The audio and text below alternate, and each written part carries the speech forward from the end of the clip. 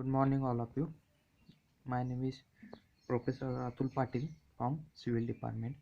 Today we are going to discuss about the subject Mechanics of Structure, which is for the third sem of second year for our department, that is Civil Engineering Department. In that the subject name Mechanics of Structure, the short form is MOS, MOS. Okay.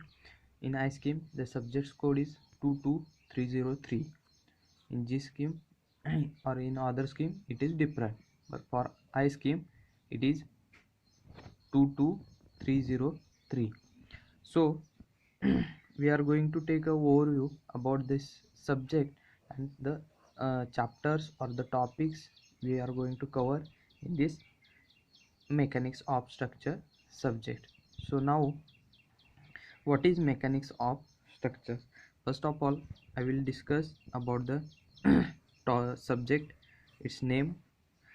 So structure is nothing but your regular building structure, or the what is the steel or what is the beam, column, frame is nothing but your structures involving the including involving the building. Okay, it might be residential building or commercial building. And what is mechanics? Mechanics is nothing but the simply study.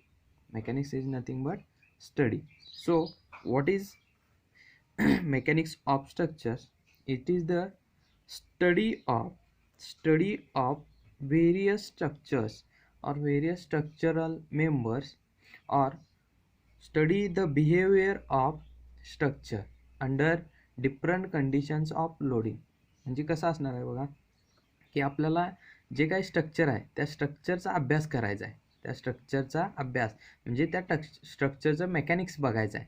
म्हणजे structure जे काय असेल त्याचं working कसं होतं आहे, किंवा त्याच्यावरती लोड आल्यानंतर त्याच्यामध्ये काय काय चेंजेस होणार आहेत, मग एंड कंडिशन काय असणार आहेत, सेंटरला काय कंडिशन असणार आहेत, किंवा कॉलमची पोझिशन कशी असणार आहे, बकलिंग होणार आहे, बल्जिंग होणार आहे, किंवा फाउंडेशनवरती काय इफेक्ट होणार आहे, सेटलमेंट वगैरे होणार आहे काय, किंवा स्लॅबवरती काय चेंजेस होणार आहेत, हे आपल्याला सगळे या मेकॅनिक्स ऑफ स्ट्रक्चरमध्ये शिकायचं आहे. म्हणजे थोडक्यात काय, लोड कसा येणार आहे आणि तो डिस्ट्रीब्यूट कसा होणार आहे, आणि तिथं आपल्याला कोणत्या टाईपचं स्ट्रक्चर किंवा कसे स्ट्रक्चर असेल तर ते आपण सेफमध्ये राहू, हे आपल्याला याच्यामध्ये बघायचं आहे त्यानंतर टोटल आपल्याला आहेत 6 चॅप्टर्स आहेत. We are having total 6 chapters in this subject MOS. Okay, the first chapter is movement of inertia, second one simple stresses and strains, third one elastic constants, fourth one shear force and bending movement, next fifth one is bending and shear stresses in beams, and last one, sixth one is your columns. So I will give the basic introduction about this chapters. So first of all, first chapter is moment of inertia. Moment of inertia is nothing but the point where the whole mass of that body is concentrated. म्हणजे एखाद्या बॉडीचं सगळं जे काय मास असेल ते एखाद्या point भोवती कॉन्सन्ट्रेट झालेलं असेल, त्याला म्हणायचं मुवमेंट ऑफ इनर्शिया. मग ह्या चॅप्टरमध्ये आपल्याला काय बघायचं आहे, तर मुवमेंट ऑफ इनर्शिया म्हणजे काय, त्यानंतर पोलार मुवमेंट ऑफ इनर्शिया म्हणजे काय, मॉड्युलस ऑफ सेक्शन म्हणजे काय, आणि त्याच्यावरची न्यूमरिकल्स आपल्याला सॉल्व्ह करायचे. मग न्यूमरिकल्समध्ये पण परत व्हरायटी आहे. न्यूमरिकल्समध्ये बघा, रेग्युलर स्टँडर्ड सेक्शनचे आपल्याला movement of inertia find out करायचे. म्हणजे असा पॉईंट फाइंड आउट करायचा त्या सेक्शनचा की तिथं त्याचा मास सगळं कॉन्सन्ट्रेटेड झालेलं. त्यानंतर आपल्याला अनसिमेट्रिकल सेक्शनचे पण movement of inertia find out करायचे. Next chapter, second chapter is your simple stresses and stress. The moment of inertia is chapter basically relates to the applied mechanics, but from second chapter to sixth chapter, these all chapters are related to the mechanics of structure. This is for your introductory purpose, first chapter. The actual mechanics of structure starts from second chapter to sixth chapter. Okay, so second one is simple stresses and strains. In that we have to discuss about what is mean by stress and what is meant by strain.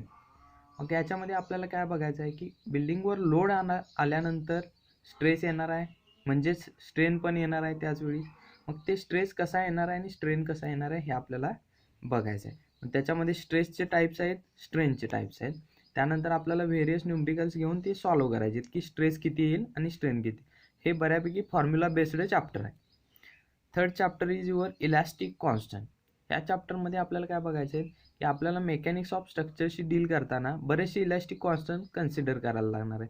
म्हणजे तुमचा mu असेल, जी असेल, N असेल, के असेल, C असेल, असे बरेचसे elastic constant तुम्हाला चेक करावे लागणार आहेत किंवा यूज करायला लागणार आहेत.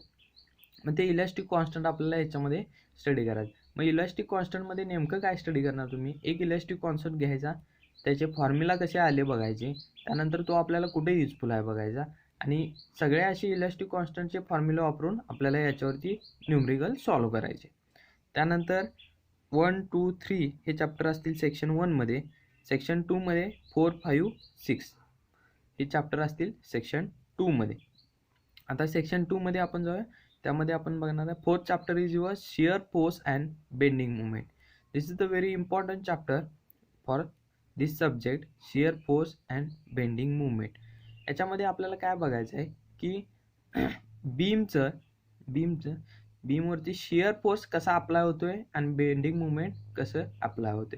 आता आपल्याला इन जनरली माहिती आहे की बेंडिंग मुवमेंट जे असेल ते बीमच्या सेंटरला होते आणि शिअर फोर्स जो असेल ते बीमच्या एंडला होते. मग ते त्या लोड आल्यानंतर शिअर फोर्स येणार आणि बेंडिंग मुवमेंट येणार. मग त्यावेळी तुम्ही त्याच्याशी कसं डील करायचं आणि किती येणार आहे हे आपल्याला याच्यामध्ये स्टडी करायचं आहे. आणि याच्यावरूनच तुम्हाला शिअर फोर्स डायग्रॅम SFD आणि bending movement diagram BMD, SFD आणि BMD प्रत्येक बीमच्या फाइंड आउट करायचे. एक्झामच्या दृष्टिकोनातून हा चॅप्टर खूपच इम्पॉर्टंट आहे, कारण याच्यामध्ये न्यूमरिकल पडतात. तुम्हाला जास्त राईटअप वगैरे काही पार्ट नसतो. न्यूमरिकल तुमचे 1 ते 2 पेजमध्ये कव्हर होईल, 1 पेजमध्ये मोस्टली कव्हर होईल. पण ते जे डायग्राम असतील म्हणजे SFD शिअर फोर्स डायग्राम आणि BMD बेंडिंग मुवमेंट डायग्राम, याच्यामध्ये जर तुम्ही व्यवस्थित काढला किंवा तुम्हाला स्ट्रक्चरल बिहेवियर व्यवस्थित समजलं तर तुम्हाला काहीच प्रॉब्लेम येणार नाही exam. Next fifth chapter use over bending and shear stresses in beams. Bending and shear stresses in beams. आता शिअर फोर्स आणि बेंडिंग मुवमेंट आपण चौथ्या चॅप्टरमध्ये बघितलं. शिअर फोर्स आणि बेंडिंग मुवमेंट येते. मग शिअर फोर्स आला म्हणजे शिअर स्ट्रेसेस येणार आणि बेंडिंग मुवमेंट आले म्हणजे बेंडिंग स्ट्रेसेस येणार. कारण आपलं बेसिक काय आहे, तर लोड आला किंवा फोर्स आला तर आपल्याला काय येणार आहे, स्ट्रेस तिथं येणारच आहे. मग त्याच्यामुळे बेंडिंग आणि शिअर स्ट्रेसेस हे बीममध्ये कसे येणार आहेत हे आपल्याला बघायचे आहेत. ह्याचे पण फॉर्म्युले आहेत, त्या फॉर्म्युलावरची परत न्यूमरिकल तुम्हाला सॉल्व्ह होईल. आणि 6th chapter is your columns. कॉलम्समध्ये पण कॉलमचं पहिल्यांदा इंट्रोडक्शन बघायचं आहे, त्यानंतर त्याचं बिहेवियर बघायचं आहे, त्यानंतर कॉलमचे टाईप्स वगैरे बघायचे आहेत, आणि त्यानंतर कॉलममध्ये 2 प्रकारचे फॉर्म्युले आहेत, ते आपल्याला फॉर्म्युले घेऊन सॉल्व्ह करायचे आहेत. म्हणजे याच्यावरची जी काही न्यूमरिक्स असतील ते आपल्याला याच्यामध्ये पहिल्यांदा प्रत्येक चॅप्टरचं इंट्रोडक्शन बघायचं आहे.